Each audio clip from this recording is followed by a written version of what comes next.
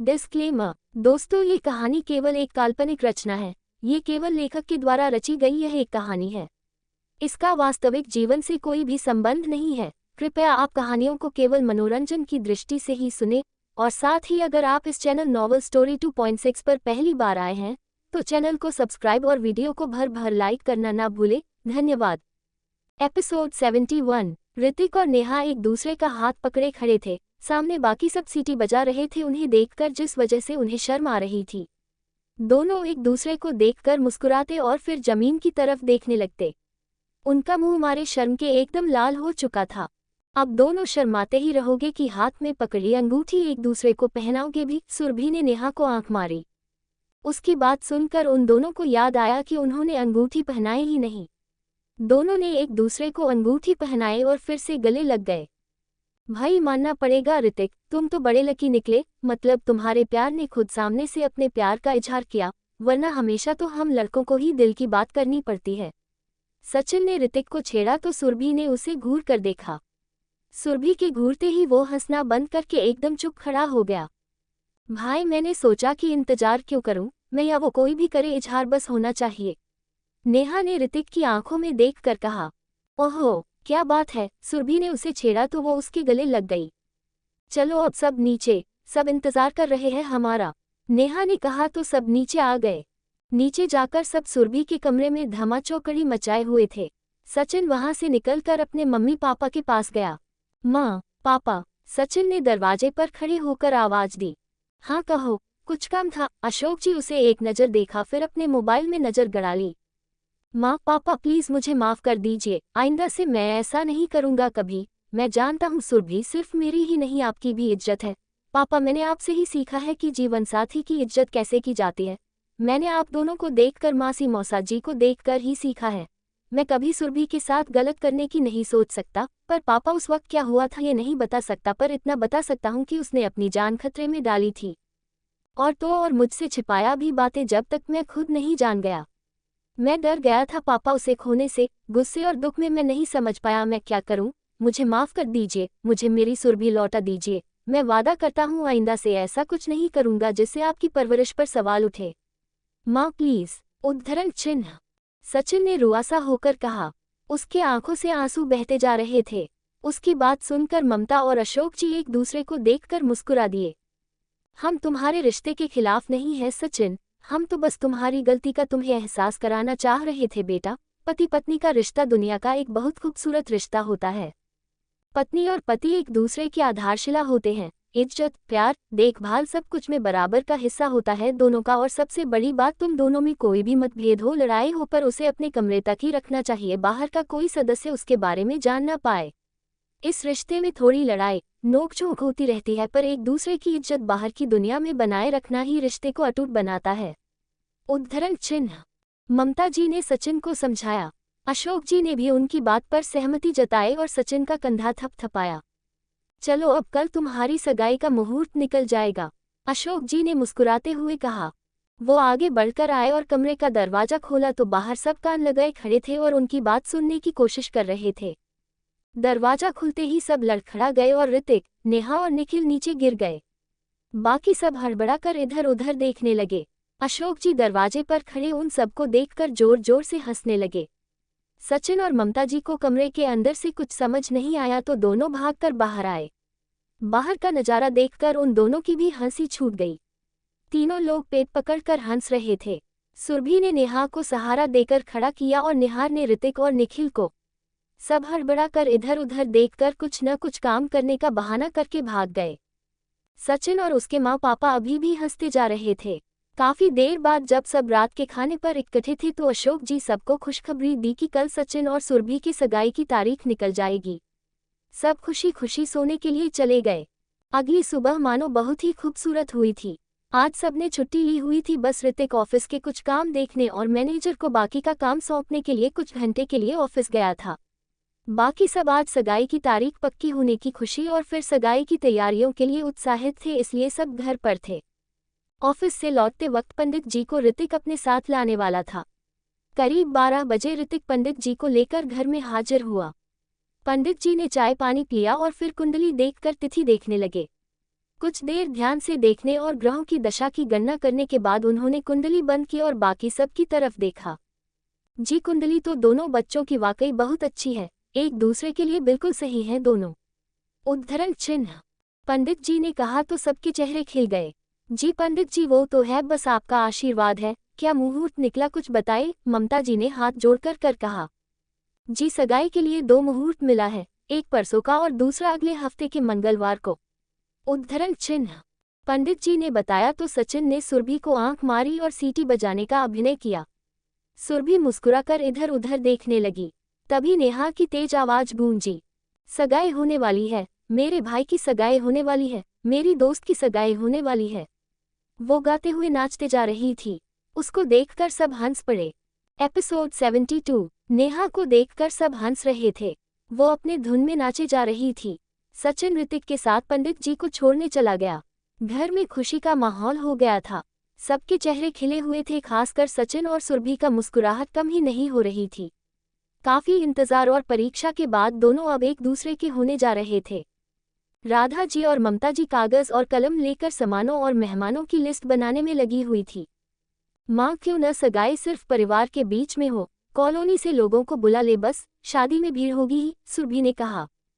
बिल्कुल नहीं, मेरा सपना था तुम लोग की शादी मैं इतने धूमधाम से करूंगी कि सब देखते रह जाएं, और अब तो मेरा एक और सपना पूरा हो रहा कि तेरी और सचिन की शादी एक दूसरे से हो रही। अब तो मेरे धूम धड़ाके में कोई कमी नहीं रहेगी। राधा जी ने कहा तो सुरभि मुस्कुरा दी। और तब क्या, सही तो कह रही है दीदी, कोई कोताही नहीं बरती जाएगी। ममता जी ने भी हाँ में हाँ मिलाई। सुरभि दोनों की इतनी खुशी देखकर मुस्कुरा कर चली गई।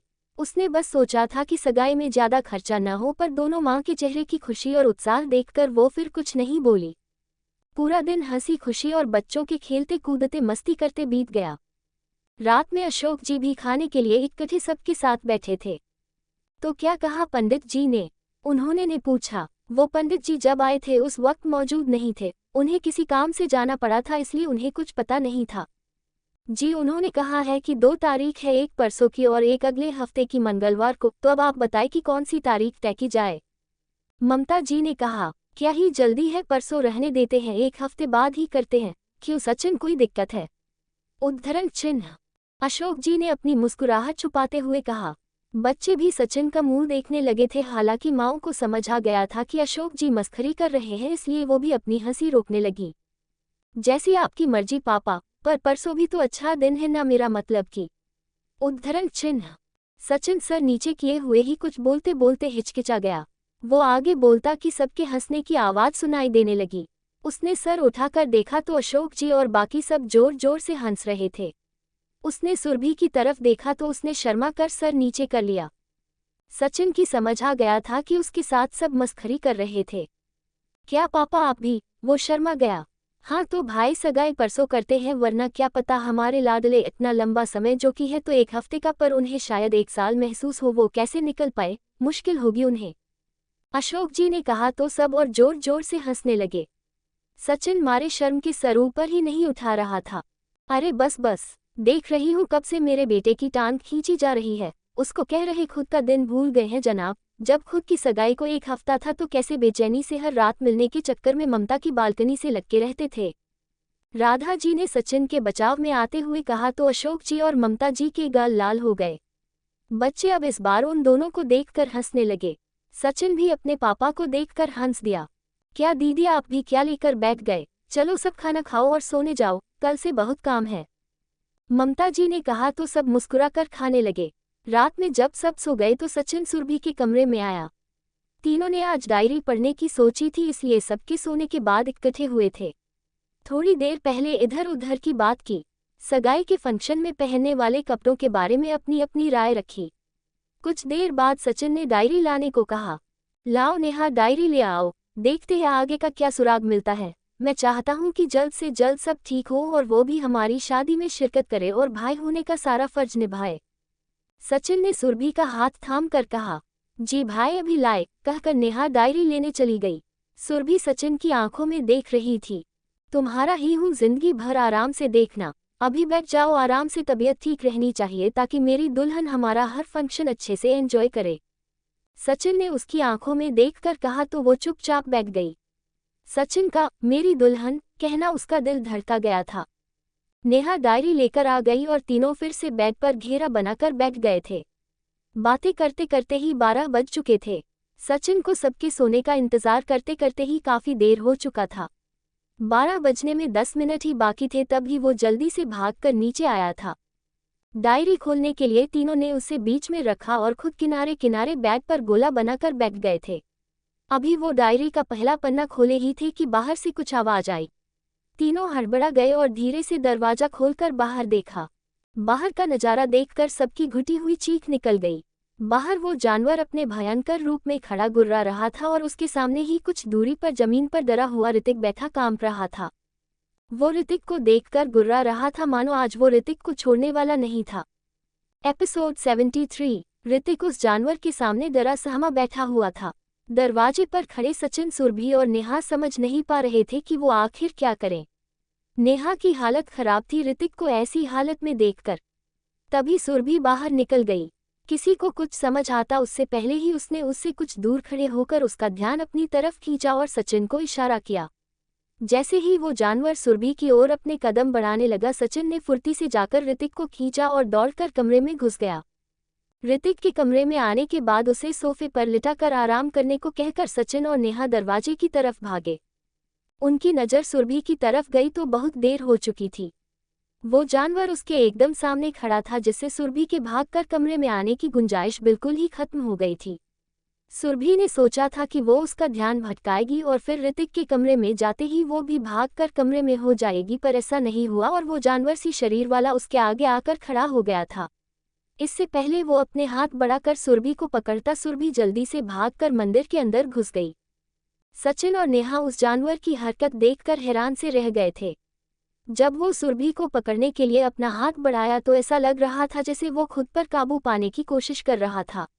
उसका एक हाथ सुरभि के गले तक बढ़ रहा, पर अपने दूसरे हाथ से वो अपना बढ़ता हुआ हाथ वो खुद ही रोक रहा था। ये देखकर सचिन और नेहा हैरान थे। खैर, सुरभि को मंदिर में सुरक्षित देखकर उनकी सांस में सांस आई। सुरभि के हाथ में उसका फोन था जिससे उसने मैसेज भेजा, चिंता मत करो दोनों, बस 2 बजते ही ये सही हो जाएगा कुछ देर के लिए, पर तब तक के लिए तुम दोनों किसी भी कीमत पर कोई आवाज मत करना और ऋतिक का ध्यान रखो। दरवाजा लगा लो और शांति से बैठो। उद्धरण चिन्ह। सुरभि ने सचिन को मैसेज किया था। सुरभि का मैसेज पढ़ने के बाद सचिन ने नेहा को ऋतिक के पास भेजा और उसका ध्यान रखने को कहा। खुद वही दरवाजे को थोड़ा सा खोलकर अपनी नज़र बाहर बनाया हुआ था। मंदिर में न जा पाने के कारण वो बाहर से ही सुरभि को देख देख कर गुर्रा रहा था। घर वाले शायद रोज की गुर्राहट सोचकर बाहर नहीं निकल रहे थे। सचिन ने इस बात को सोचकर राहत की सांस ली थी, वरना अगर ममता जी, अशोक जी या राधा जी में से कोई भी बाहर निकल जाता तो बहुत मुश्किल हो सकती थी। 2 घंटे का पहाड़ सा लगने वाला समय बीता और घड़ी ने 2 बजाए। 2 बजते ही सचिन ने भी देखा कि वो बिल्कुल शांत सा हो गया था। वो चुपचाप थोड़ी दूर जाकर बैठ गया था। उसकी आंखों में बेबसी और निराशा साफ झलक रही थी। उसे ऐसे देखकर सुरभि धीरे से बाहर आई। उसे बाहर आता देखकर सचिन भी फुर्ती से बाहर निकला। सचिन भागकर सुरभि के पास गया। वो खड़ी होकर उसकी आंखों में देख रही थी, जो शायद उसका अपना सगा भाई था और ना जाने किस गलती की सजा भुगत रहा था। सुरभि को अपनी तरफ देखता हुआ देखकर वो चुपचाप खड़ा हुआ। उसकी नज़र सुरभि के साथ खड़े सचिन पर जाकर रुक गई। दोनों को देखकर उसकी आंखें चमकने लगी थी। उसकी आंखों में नमी आ गई थी। लाडो, कमरे के अंदर जा, कहा था न कि बाहर मत आना इस वक्त। छोटू तुम भी जाओ बेटू, उसने धीमी आवाज में कहा। पर आप, उद्धरण चिन्ह डॉट। सचिन ने कुछ कहना चाहा। छोटू अंदर जाओ लाडो को लेकर, उसने फिर से कहा और मुंह फेर लिया। सचिन चुपचाप उनकी बात मानकर सुरभि का हाथ पकड़कर कमरे की तरफ बढ़ गया। सुरभि ने कमरे की दहलीज पर खड़े होकर एक बार पीछे मुड़कर देखा। भैया, सुरभि के मुंह से अचानक निकला। सुरभि की बात सुनकर वो भी जहां था वहीं धक सा खड़ा रह गया। सुरभि की आंखों में देखते हुए उसकी आंखें भी भर आई थीं। फिर खुद को संभाल कर वो बरामदे की तरफ बढ़ गया। सचिन सुरभि को लेकर अंदर चला गया और दरवाजा बंद कर लिया। ऋतिक अब बेहतर महसूस कर रहा था। नेहा उसके पास बैठी उसके पीठ पर हाथ फेर रही थी। भैया, ये कौन था और हमारे घर में ये तो सबके लिए खतरे की बात है, हमें सबको जगाना चाहिए। ऋतिक सचिन को देखकर उसके पास भागकर आया और एक सांस में बोल गया। शांत हो जाओ, तुम्हें सब बताता हूँ, पहले तुम शांत हो जाओ। सचिन ने उसे शांत किया। सचिन को इतना शांत देखकर वो हैरान सा रह गया था। सचिन उसे अपने साथ लेकर बेड पर बैठ गया और उसके साथ ही नेहा और सुरभि भी उसके पास बैठ गईं। देखो ऋतिक, जो भी तुमने बाहर देखा, महसूस किया, वो सिर्फ हम चारों के बीच रहना चाहिए। तुम किसी और से कुछ भी नहीं कहोगे। मेरी इतनी बात मानो, फिर आगे की बात मैं तुम्हें समझाऊंगा, सचिन ने उससे कहा। ऋतिक को कुछ समझ तो नहीं आ रहा था, पर उसे सचिन पर खुद से भी ज्यादा भरोसा था। ठीक है भैया, मैं किसी से कुछ नहीं कहूंगा, ऋतिक ने कहा। उसकी बात सुनकर सुरभि और नेहा ने भी राहत भरी सांस ली। हम तुम्हें सब बताएंगे, पर अभी हमें एक जरूरी काम करना है। बस थोड़ी देर लगेगी, तब तक तुम आराम करो और मुझ पर भरोसा रखो, सचिन ने कहा तो ऋतिक ने हामी भर दी। सचिन पहले डायरी पढ़ना चाहता था। वो आगे की बात जानना चाहता था, क्योंकि डायरी पढ़ने के लिए उन्हें ऐसे रात में ही इकट्ठा होना पड़ता। ऋतिक को बताने के लिए तो सचिन कभी भी बता सकता था, इसलिए वो चाहता था पहले डायरी पढ़ ली जाए। नेहा, डायरी खोलो, सचिन ने सुरभि का हाथ थामकर नेहा से कहा। नेहा ने पहला पन्ना खोला। एपिसोड 74। डायरी के पहले पन्ने पर तीसरी डायरी लिखा हुआ था। नेहा के आगे का पन्ना पलटा। सुरभि, बेटा, वो जो भी है, जैसा भी है, तुम्हारा अपना सगा भाई है। बेटा, तुम्हारा भाई सौरभ मेरे खानदान का एक श्राप जीने को मजबूर है, जो कि आने वाली पीढ़ियों पर भी असर करेगी अगर इसे खत्म नहीं किया गया तो। और सबसे बड़ी बात, अगर इस पूरी दुनिया में कोई इस श्राप को खत्म कर सकता है तो वो हो तुम। सुरभि, तुम्हारे अलावा किसी में भी ताकत नहीं कि वो इस श्राप को खत्म कर सके। इस श्राप का एकमात्र निवारण तुम हो बेटा, इसलिए ये सारी कहानी मैं तुम्हें बता रही हूँ। रही बात तुम्हारे उसके सामने आने की, तो सुरभि, शायद वो तुम्हें भी हमारी तरह पहचान ले, पर वो हर समय अपने आपे में नहीं रहता। सिर्फ 1:30 बजे से 2:30 बजे के बीच में कुछ देर के लिए वो सामान्य होता है। उस बीच में तुम उससे मिल सकती हो, लेकिन उसके बाद भी या उस समय के लिए भी तुम्हें इस डायरी के पीछे कुछ धागे मिलेंगे, उन्हें पहन कर रखना होगा। वो तुम्हारी रक्षा करेंगे। जब वो अपने आपे से बाहर होगा या तुम्हें पहचान नहीं सकेगा, उस परिस्थिति में वो धागे तुम्हारा रक्षा कवच बनेंगे। एक बात और, अगर इस डायरी के तुम्हारे हाथ लगने तक मैं जिंदा तुम्हारे साथ रहूं तो अब तुम अगली डायरी मत खोजना। तुम मुझसे आके सब पूछ लेना, मैं सारी बातें तुम्हें बताऊंगी। वही सही वक्त होगा इस राज को तुम्हें बताने का, जिसको मैं इतने सालों से टालते आई हूँ। और अगर मैं जिंदा ना बचूं तो अगली डायरी खोज कर आगे का राज पढ़ना। अगली डायरी में तुम्हें उस श्राप के पीछे की वजह मिल जाएगी और वो आखिरी डायरी होगी।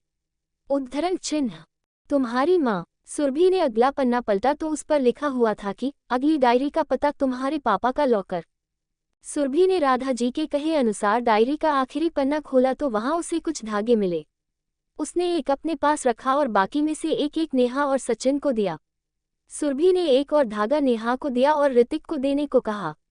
अब ऋतिक का सामना भी उससे हो चुका था, इसलिए उसकी सलामती भी जरूरी थी। राधा जी ने कई धागे रखे थे, जैसे उन्हें पहले से यकीन रहा हो कि सुरभि के साथ नेहा और सचिन भी इनमें शामिल होंगे।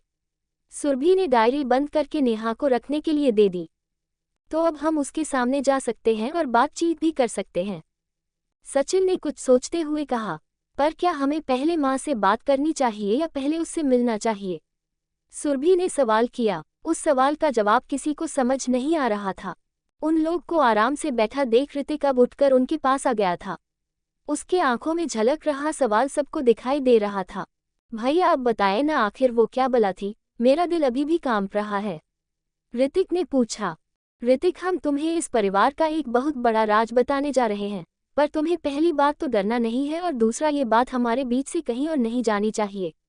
उद्धरण चिन्ह, सचिन ने गहरी सांस लेते हुए ऋतिक को कहा। जी भैया, आप निश्चिंत रहे।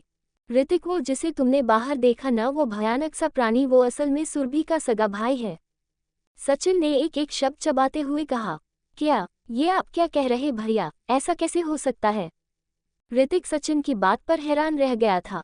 हाँ, तुमने सही सुना है, वो सुरभि का सगा भाई है, बड़ा भाई। वो खानदान के किसी श्राप के कारण ऐसा श्रापित जीवन जीने को मजबूर है। हम उसी श्राप के बारे में और उसके निवारण के बारे में पता लगाने में लगे हुए हैं। हमें उसे उस श्राप से मुक्ति दिलानी है और ये काम सिर्फ सुरभि कर सकती है। हमारे माँ पापा ये बात जानते हैं, पर सही वक्त के इंतजार में हमसे कहा नहीं था। उद्धरण चिन्ह, सचिन ने शुरू से लेकर अंत तक की सारी बातें ऋतिक को बता दी। सारी बातें सुनकर वो हैरान बैठा रहा। उसका मुंह खुला हुआ था, उसे समझ नहीं आ रहा था कि आखिर ये इस सदी में कैसा राज पता चला है उसे। भैया, मुझे समझ नहीं आ रहा कि मैं कैसे क्या कहूँ या करूँ, पर मैं इसमें आप सबके साथ हूँ। मेरी जहाँ भी जरूरत पड़े मुझे बेझिझक बताएगा। आखिर ये मेरा भी परिवार है, मैं सब कुछ करने को तैयार हूँ। ऋतिक ने सचिन के कंधे पर हाथ रखकर दृढ़ विश्वास से कहा। सचिन ने बदले में उसका हाथ थामकर उसका धन्यवाद किया। भाई, मेरे दिमाग में कुछ आइडिया आया है, नेहा ने अचानक बोला तो सबने उस पर ध्यान दिया। भाई, क्यों न कल तुम और ऋतिक उस घर पर जाकर उस तहखाने का राज पता करो और हम मासी और माँ से उस श्राप का राज पूछते हैं। उद्धरण चिन्ह। नेहा ने कहा तो सचिन और सुरभि को उस तहखाने का भी याद आया। तहखाना? ऋतिक ने पूछा। हाँ, दूसरे घर पर एक तहखाना है जिसका राज हमें लगता है इस राज से जुड़ा है, सचिन ने बताया। पर मुझे लगता है पहले हमें एक बार उससे खुद मिलना चाहिए, फिर दोनों लोग को साथ में बैठाकर उसने पूछेंगे। सुरभि ने अपनी बात रखी।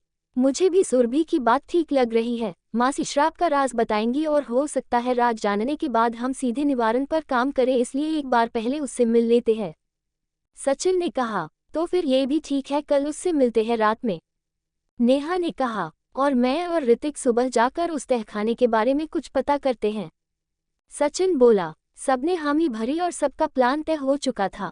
उन्हें ऐसे बात करते वक्त काफी बीत गया था, इसलिए सब अपने अपने कमरे में सोने के लिए चले गए। कुछ ही देर में सुबह होने वाली थी और उन्हें अपने अपने काम पर लगना था। एपिसोड 75। सुबह करीब 8 बजे सब नाश्ते की टेबल पर इकट्ठे बैठे थे। नाश्ता करके सब सगाई के लिए अपना अपना काम बांटने लगे। अशोक जी ने निखिल के साथ मेहमानों की लिस्ट बनाने और उन्हें बुलावा भेजने का जिम्मा लिया। ऋतिक और निहार को सामान लाने के साथ साथ घर की सजावट अच्छी तरह से हो ये देखने की जिम्मेदारी सौंपी गई। वहीं सुरभि और सचिन को अपना कपड़ा और बाकी तैयारियां अच्छे से करने पर ध्यान देना था बस। नेहा और ऋतिक भी इसके उनकी मदद कर रहे थे। सुरभि और सचिन के लिए बेहद खास दिन था, उनकी सगाई का दिन। आखिरकार उनकी नई जिंदगी की शुरुआत होने वाली थी। परिवार का हर सदस्य कोई कमी नहीं छोड़ना चाहता था। माँ, मैं और ऋतिक जरा काम से जा रहे हैं, कुछ देर में आ जाएंगे, सचिन ने दोपहर में आकर ममता जी से कहा। पर बेटा, तुम्हें तो सुरभि के साथ खरीदारी करने जाना था ना, ममता जी ने पूछा। हाँ माँ, पर अभी सुरभि आराम कर रही है, हम शाम को जाएंगे, इसलिए तब तक कुछ काम निपटाने हैं तो हमने सोचा वही कर लें। सजावट करने वाले भी अभी शाम तक आएंगे, उद्धरण चिन्ह, सचिन ने कहा। ठीक है, जाओ तुम दोनों और जल्दी आना, राधा जी ने मुस्कुरा कर कहा। हामी मिलते ही दोनों तेजी से घर से निकल गए, इससे पहले कि कोई और सवाल उनसे कर लिया जाए।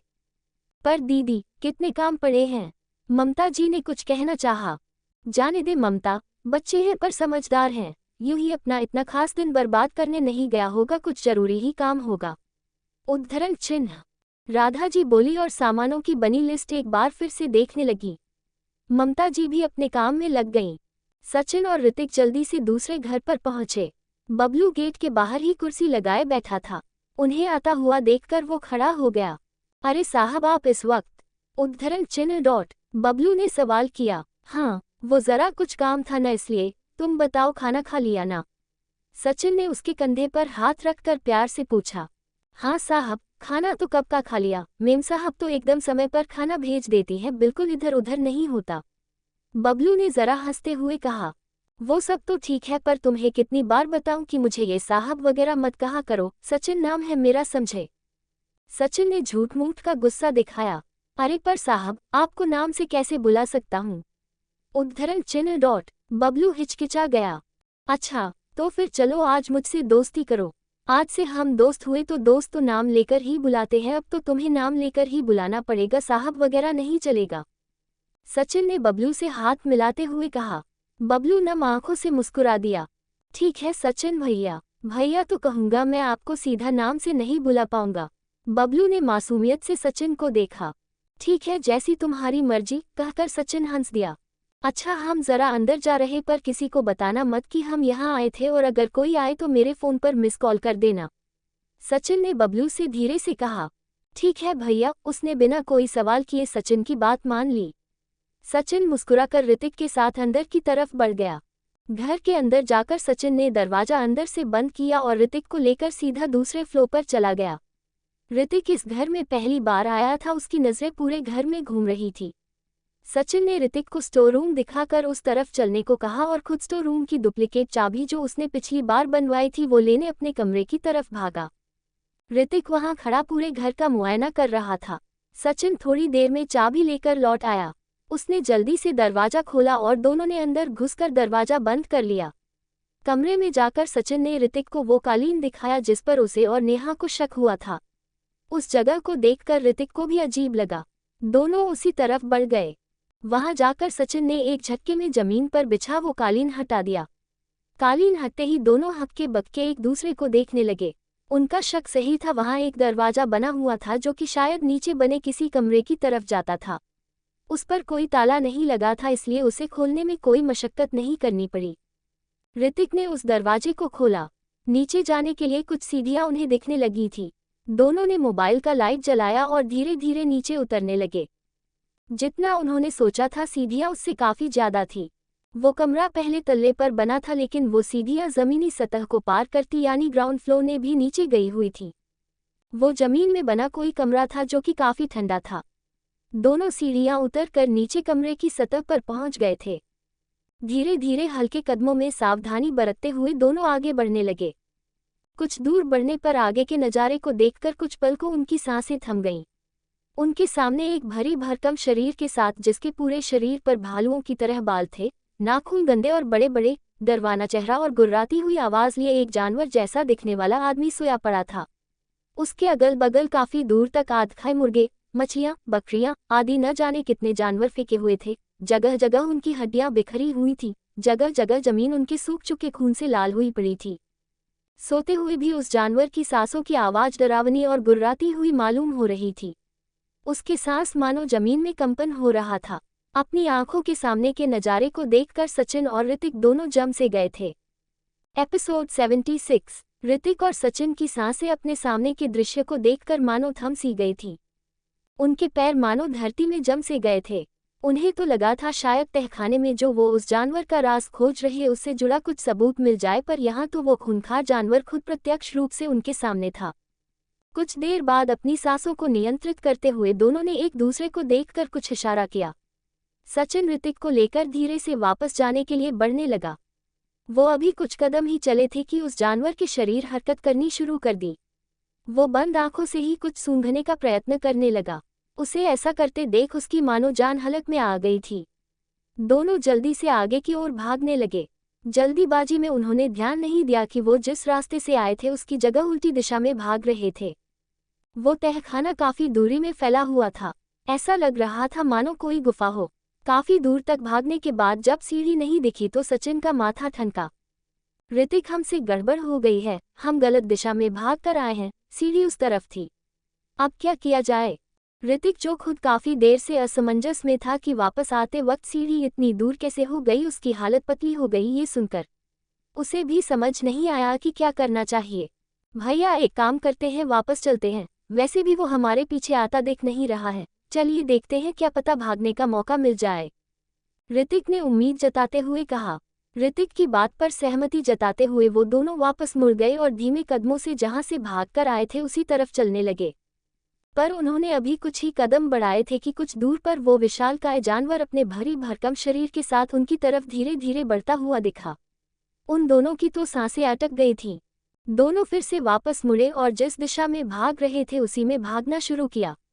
हालांकि कि दोनों को मालूम था कि वो गलत दिशा है, पर अभी अपनी जान बचाने का उन्हें कोई और रास्ता नहीं दिखा।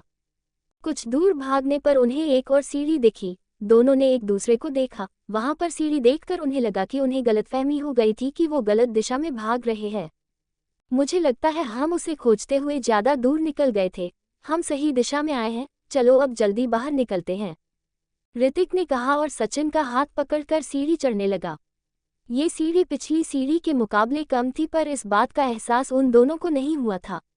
वो सीढ़ी चढ़कर ऊपर आते और जमीन पर बने हुए दरवाजे को धक्का मारा। दरवाजा खुलते ही दोनों जल्दी से ऊपर चढ़े और बिना कुछ देखे किए उसे बंद कर दिया। लंबी गहरी सांस लेते हुए दोनों उठकर खड़े हुए तो आसपास का नज़ारा देखकर चौंक गए। ये तो मासी का कमरा है, हम यहाँ कैसे? सचिन बोला। अब धीरे धीरे कुछ ही पल में उसे सारी बात समझ आ गई। असल में वो तहखाना दोनों घरों के बीच का जमीनी रास्ता था, जो कि एक गुफा की तरह बना हुआ था। सुरभि का घर कॉलोनी में सबसे किनारे था और सचिन का घर भी उसी सीध में कुछ दूरी पर, सुरभि का घर आगे पड़ता था और सचिन का पीछे। बीच में कोई और घर न होने के कारण जमीन के अंदर सुरंग बनाने में किसी को कोई दिक्कत नहीं हुई। सुरंग का एक रास्ता ममता जी के घर के उस स्टोर रूम में खुलता था और एक राधा जी के इस कमरे में। सचिन ने ये सब ऋतिक को समझाया। अब हम यहाँ से निकले कैसे? अगर हम यहाँ से बाहर गए तो हजारों सवाल होंगे कि हम घर में कैसे आए, और मासी और मम्मी दोनों या तो बरामदे या सोफे पर ही बैठी होंगी। सुरभि और नेहा को फोन भी करे तो भी यहाँ से डायरेक्ट नहीं निकल सकते, और तो और गाड़ी लेकर गए थे तो उसका भी सवाल होगा कि गाड़ी कहाँ है। उद्धरण चिन्ह। सचिन ने परेशानी से कहा। ऋतिक को भी कोई तरीका नहीं सूझ रहा था। अभी दोनों कुछ और क्या ही सुन पाते, किसी के आने की आहट हुई। ऋतिक ने घर के अंदर खुलने वाले एक झरोखे का पर्दा हल्का सा हटाकर देखा तो राधा जी हॉल से अपने कमरे की तरफ ही आ रही थी। अब क्या करें? अगर आंटी ने हमें देख लिया तो मुश्किल हो जाएगी। ऋतिक अभी कुछ आगे भी बोल ही रहा था कि सचिन ने बिना कुछ सोचे तहखाने का दरवाजा वापस खोला और उसका हाथ खींचते हुए अंदर घुस गया। अंदर जाते ही मुड़कर जल्दी से दरवाजा बंद किया और लंबी लंबी सांसें लेने लगा। खुद को नियंत्रित करके उसने ऋतिक की तरफ देखा तो ऋतिक आंखें फाड़ सामने की ओर देख रहा था। सचिन ने उसकी नज़रों का अनुसरण किया तो उसकी भी सांसें थम सी गई। सीढ़ी के नीचे खड़ा वो जानवर मानो उनके ही इंतजार में खड़ा था। वो अपनी चमकीली आंखों से उन दोनों को भूखी आंखों से देख रहा था। सचिन और ऋतिक तो जैसे जम गए थे। वो धीरे धीरे ऊपर उन लोग की तरफ सीढ़ी चढ़कर बढ़ रहा था। दोनों न तो अब वापस ऊपर जा पा रहे थे न ही नीचे भाग पा रहे थे। कुछ ही पल में उन्हें लगा कि अब स्वयं मौत उनके आगे खड़ी थी। वो जानवर उनके बिल्कुल पास खड़ा उनकी आंखों में देखकर गुर्रा रहा था। दोनों को लग रहा था कि अब उनका अंत हुआ कि तब हुआ। अपने अंतिम समय के करीब खड़े थे दोनों। उनका दिल अनियंत्रित गति से धड़क रहा था। उस जानवर की गुर्राहट के बीच में सिर्फ उनके दिल की धड़कन ही सुनाई दे रही थी। एपिसोड 77। सचिन और ऋतिक तो जैसे जम गए थे। वो धीरे धीरे ऊपर उन लोग की तरफ सीढ़ी चढ़कर बढ़ रहा था। दोनों न तो अब वापस ऊपर जा पा रहे थे न ही नीचे भाग पा रहे थे। कुछ ही पल में उन्हें लगा कि अब स्वयं मौत उनके आगे खड़ी थी। वो जानवर उनके बिल्कुल पास खड़ा उनकी आंखों में देखकर गुर्रा रहा था। दोनों को लग रहा था कि अब उनका अंत हुआ कि तब हुआ। अपने अंतिम समय के करीब खड़े थे दोनों। उनका दिल अनियंत्रित गति से धड़क रहा था। उस जानवर की गुर्राहट के बीच में सिर्फ उनके दिल की धड़कन ही सुनाई दे रही थी। दोनों बस अपने अपने मन में भगवान का नाम ले रहे थे। उसने गुर्राते हुए अपने दोनों हाथ बढ़ाए और सचिन और ऋतिक का गला पकड़ना चाहा। लेकिन ये तो चमत्कार हो गया था। उन दोनों को छूते ही उसे मानो कोई झटका लगा और वो दर्द के मारे चीखते हुए वापस सीढ़ी से नीचे भागा।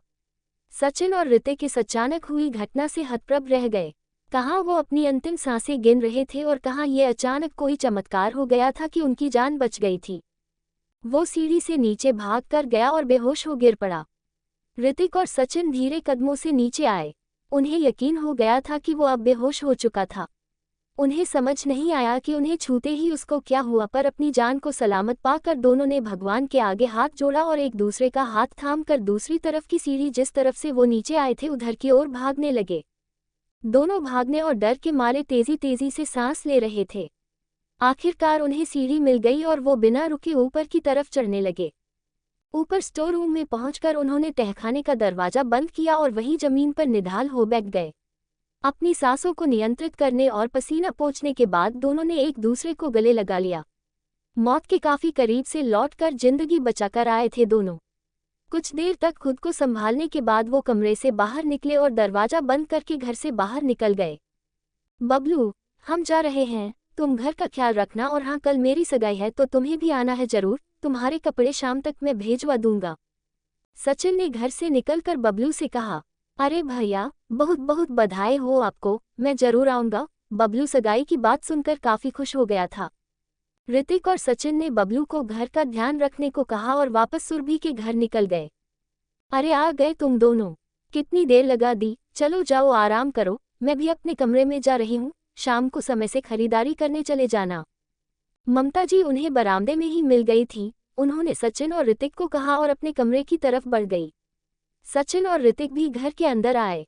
हॉल में अशोक जी और निखिल निहार घर की सजावट की देखरेख कर रहे थे। घर को सजाने वाले आदमी आ गए थे और अपने काम पर लगे हुए थे। सचिन सुरभि के कमरे की तरफ बढ़ गया।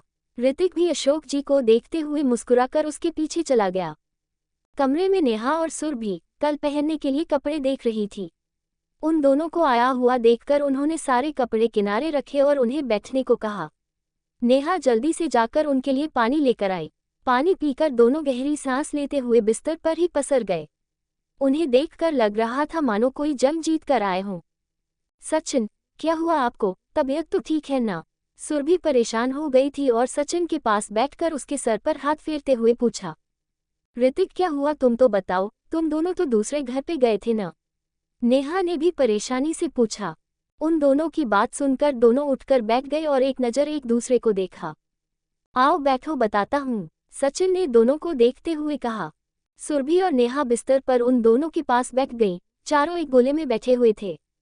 ऋतिक, दरवाजा धीरे से बिना किसी के देखे बंद कर दो, सचिन ने कहा। ऋतिक उठकर दरवाजा बंद कर आया। हम गए थे दूसरे घर पर और उस कमरे में भी, और हमारा शक भी सही था, वो तहखाना ही था। सचिन ने लंबी सांस लेते हुए कहा। क्या वाकई तुम लोग अंदर गए थे? क्या कुछ मिला उसमें?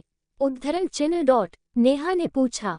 बताता हूँ अभी सब। नेहा, तूने एक सवाल किया था न एक बार कि आखिर वो रहता कहाँ है दिन भर और सिर्फ रात को निकलता है, खाता पीता कैसे है, वगैरह वगैरह। उद्धरण चिन्ह।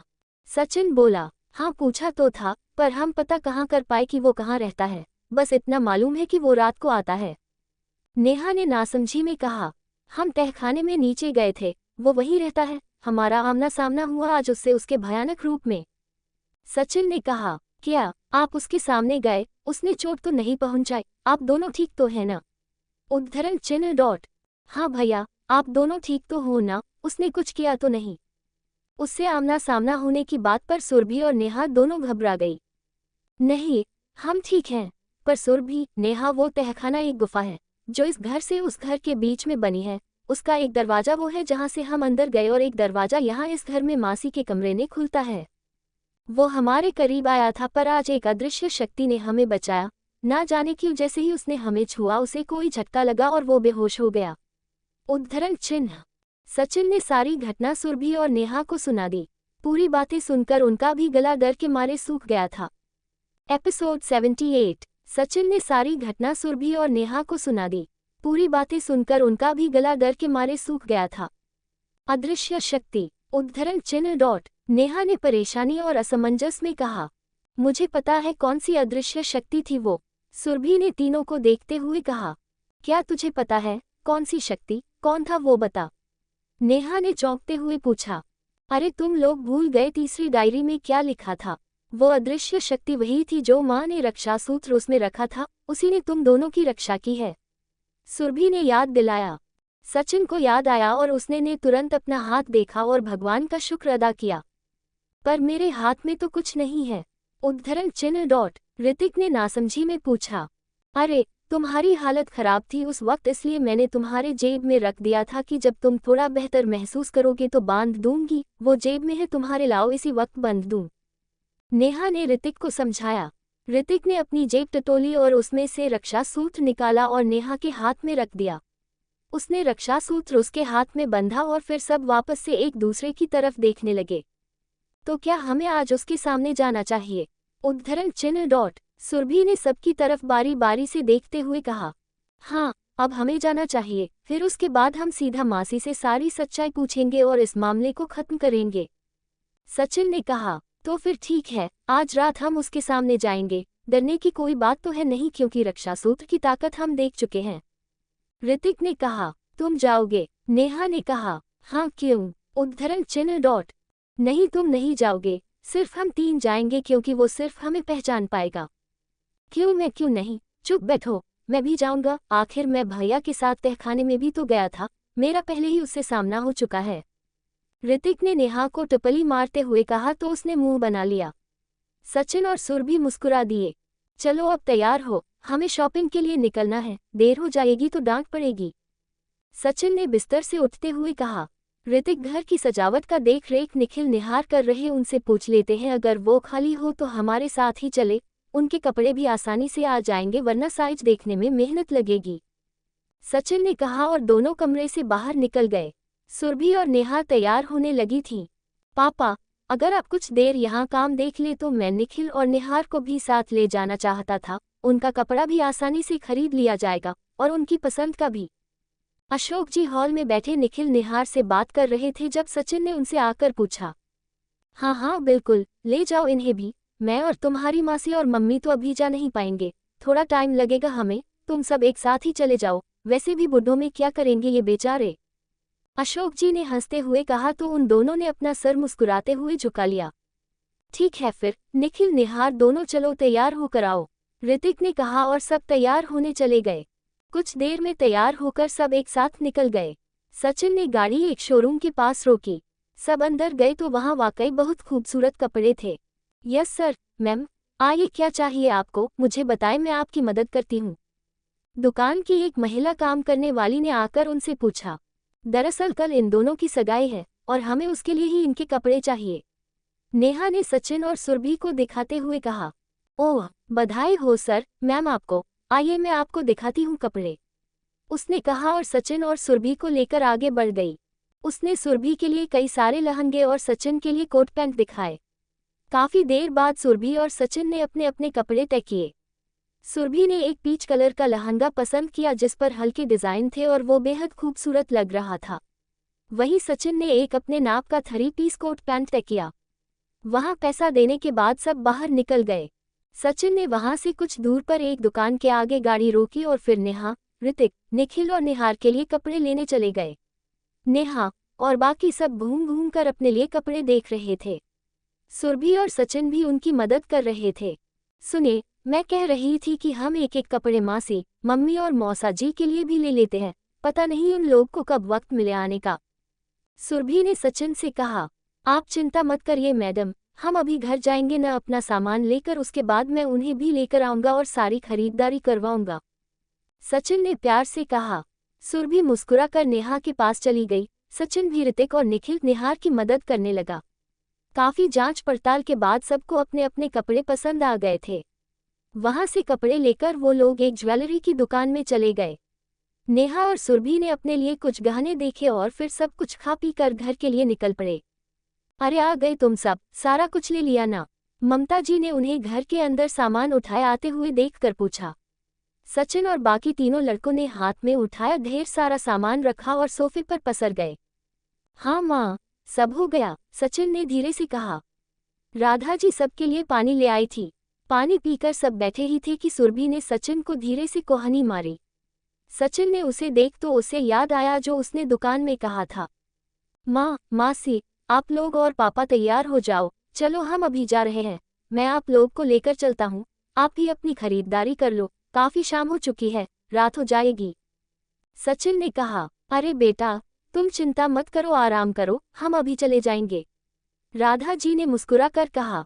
बिल्कुल नहीं, अभी जाना है आप सबको, मुझे पता है अभी रात हो जाएगी तो बोलोगे कि अब क्या जाए, काफी देर हो गई, फिर कल कुछ पुराना निकाल कर पहन लोगे सब लोग, इसलिए अभी जाओ आप सब, सुरभि ने झूठा गुस्सा दिखाते हुए कहा। राधा जी और ममता जी एक दूसरे को देखकर मुस्कुरा उठी। एपिसोड 79। सचिन और सुरभि जिद पर अड़े थे कि ममता जी और राधा जी बाजार जाकर अपने अपने कपड़े तुरंत सचिन के साथ लेकर आए। उन दोनों को देखकर दोनों लोग मुस्कुराकर तैयार होने चली गईं। थोड़ी देर में सुरभि और नेहा को घर का ध्यान रखने को कहकर राधा जी, ममता जी, अशोक जी और सचिन के साथ बाजार निकल गईं। वहां जाकर उन्होंने अपने पसंद के कपड़े खरीदे और कुछ जरूरी सामान भी लिया। चलो अब बताओ खाना खाने कहाँ चलना है? सारी शॉपिंग खत्म होने के बाद एक दुकान से निकलते हुए सचिन ने तीनों से पूछा। खाना घर पे खाएंगे ना बेटा, यहाँ थोड़ी, हम खा लेंगे और बाकी बच्चे क्या करेंगे? राधा जी ने कहा। वो सब खा चुके हैं माँ से, सब खा करके ही गए थे यहाँ से, सचिन ने बताया। अच्छा फिर तो बढ़िया है, चलो फिर हम भी कहीं खा लेते हैं, अशोक जी ने कहा और सब वहीं एक रेस्टोरेंट में चले गए।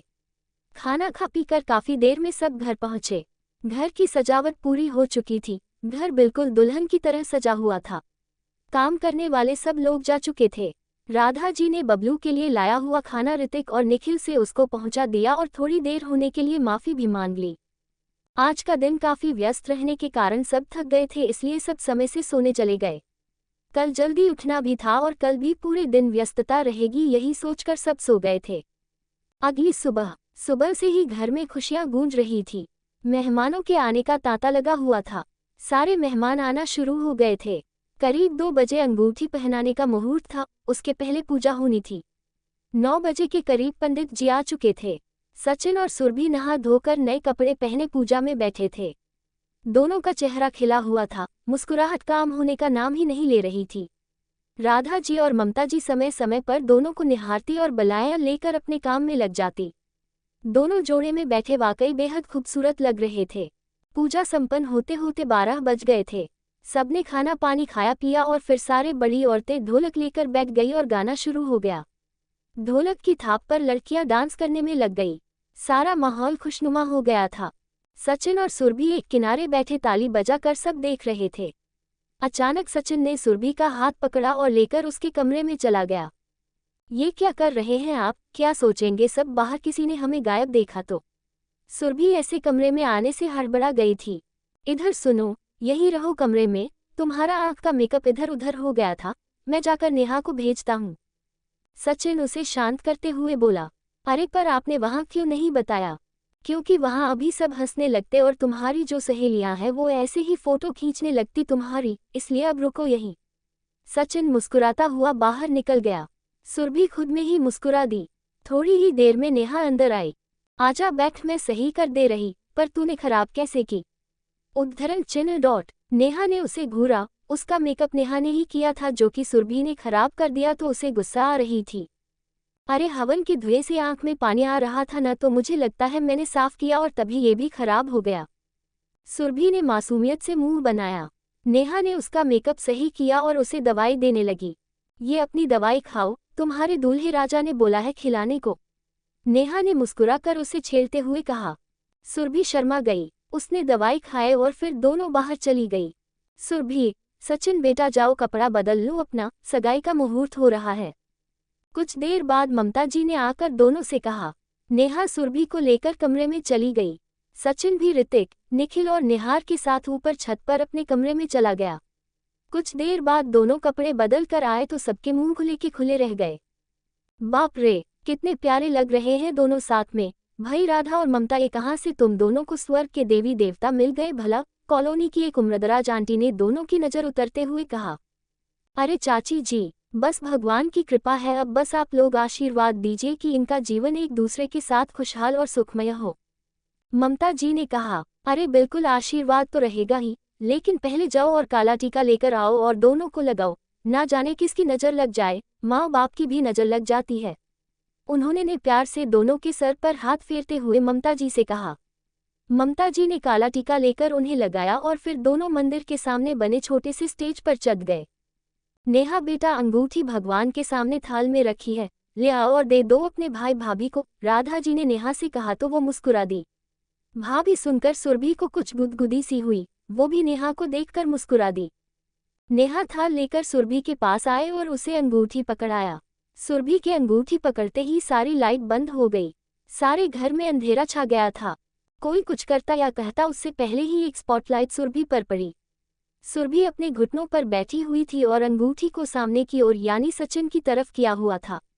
सचिन उसे ऐसे बैठा देख हैरान रह गया, और सचिन ही क्यों सब हैरान रह गए थे। नेहा और ऋतिक के चेहरे पर मुस्कुराहट आ गई थी। सुरभि का इस तरह नीचे घुटनों पर बैठना किसी को समझ नहीं आया, पर उन दोनों को अच्छे से समझ आ गया था। एपिसोड 80। राधा जी के कहने पर नेहा थाल लेकर सुरभि के पास आए और उसे अंगूठी पकड़ाया। सुरभि के अंगूठी पकड़ते ही सारी लाइट बंद हो गई। सारे घर में अंधेरा छा गया था। कोई कुछ करता या कहता उससे पहले ही एक स्पॉटलाइट सुरभि पर पड़ी। सुरभि अपने घुटनों पर बैठी हुई थी और अंगूठी को सामने की ओर यानी सचिन की तरफ किया हुआ था। सचिन उसे ऐसे बैठा देख हैरान रह गया, और सचिन ही क्यों सब हैरान रह गए थे।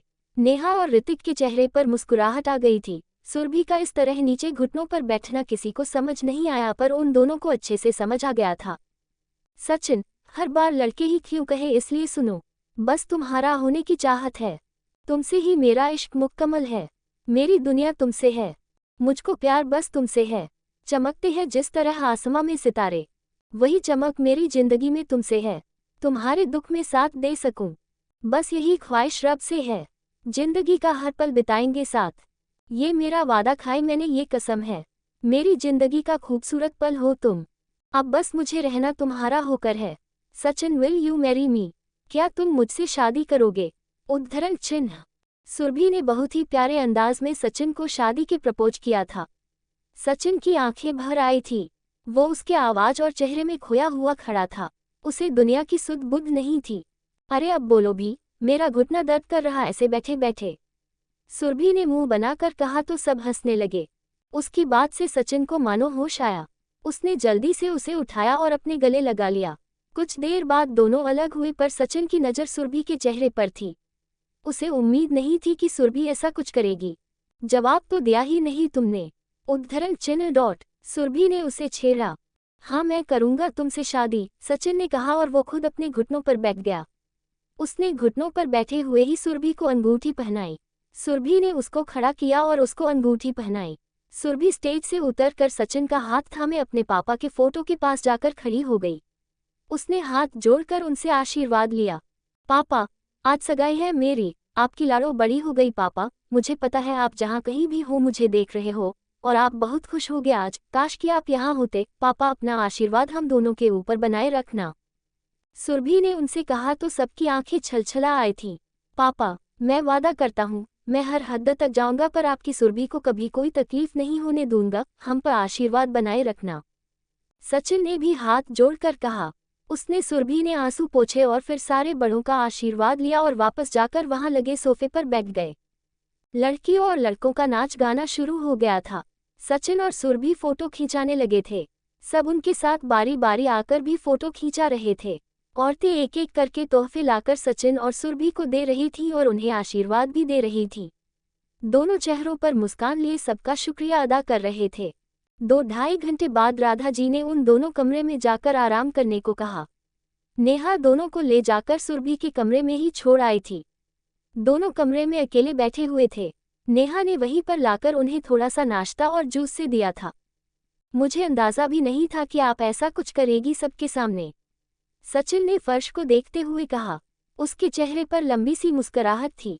आपने ही तो कहा था उस दिन ऋतिक से कि वो बड़ा लकी है जो उसे नेहा ने सामने से प्रपोज किया, तो मैंने सोचा क्यों ना आपको भी लकी बना दिया जाए। सुरभि ने भी मुस्कुराकर जवाब दिया। हम तो आपको आकर ही लकी हो गए हैं, सचिन ने उसका हाथ थाम कर कहा। देखिए ये अंगूठी, ये पहचान है कि अब आप मेरी और मैं आपका हूँ। अब तो प्रमाणित है ये, सचिन ने कहा। जानती हूँ। आप बताए कैसा लग रहा आपको अब हमारे बंधन में बंध के, सुरभि ने हंसते हुए पूछा। दुनिया अब और भी ज्यादा खूबसूरत हो गई है। हम तो न जाने कब से चाहते थे कि हम आपके बंधन में बंध जाएं। अब बस ये पूरी जिंदगी आपको सौंप रहे हैं। अब आप जो चाहे करिए, सचिन ने उसकी आंखों में देखकर कहा तो सुरभि शर्मा कर वहां से उठ गई और वहां से जाने लगी। सचिन ने जल्दी से उसका हाथ पीछे से पकड़ लिया। सुरभि, ये हमारी नई जिंदगी शुरू होने जा रही है और मैं चाहता हूँ कि ये जिंदगी बेहद खूबसूरत हो। आपको कभी भी मुझसे कोई शिकायत हो, कोई चाहत हो, कोई जरूरत हो, आप बेझिझक बताएगा। और मैं फिर से कह रहा हूँ, मैं आपसे बहुत ज्यादा प्यार करता हूँ। आपको कोई तकलीफ हो, आंखों में आंसू आते अब मैं नहीं सह सकता, इसलिए जो भी दिक्कत होगी आप मुझसे कहेंगी और सबसे अहम बात, मुझसे कभी दूर नहीं जाएंगी। सचिन ने खड़े होकर उसका हाथ थामे उसकी आंखों में देखकर कहा। सुरभि उसकी बातों में ही खो गई थी। हम वादा करते हैं, पर आपको भी ये सारे वादे करने होंगे हमसे, उसने मुस्कुराकर अपने आंसू पोंछकर कहा। ठीक है, वादा रहा, उद्धरण चिन्ह डॉट। सचिन ने कहा। दोनों कमरे में बैठे काफी देर तक अपनी आने वाली जिंदगी के बारे में बात कर रहे थे। कुछ देर बाद खाना पीना खाकर सब लोग जा चुके थे। सबके जाते ही सुरभि की सहेलियां और सचिन ने दोस्त ऋतिक, नेहा, निखिल और निहार सब ने उनके पास कमरे में आकर धावा बोल दिया। सब उनकी खिंचाई करने में जुटे हुए थे। हंसी मजाक में पूरा दिन निकल गया और रात हो गई थी। पूरा घर खाली हो चुका था। सचिन और सुरभि ने और बाकी घर वालों ने भी कपड़े बदल लिए थे। सब हॉल में बैठे हुए थे। राधा जी और ममता जी बेहद खुश थी कि सारा काम अच्छे से निपट गया था। मंजू जी और उनके परिवार को भी उन्होंने आज यही रोक लिया था। ऋतिक भी उनके साथ वक्त बिताकर खुश था। इस घर में ऋतिक को इतना प्यार मिलते देख मंजू जी संतुष्ट हो गई थी और बेहद ही खुश थी।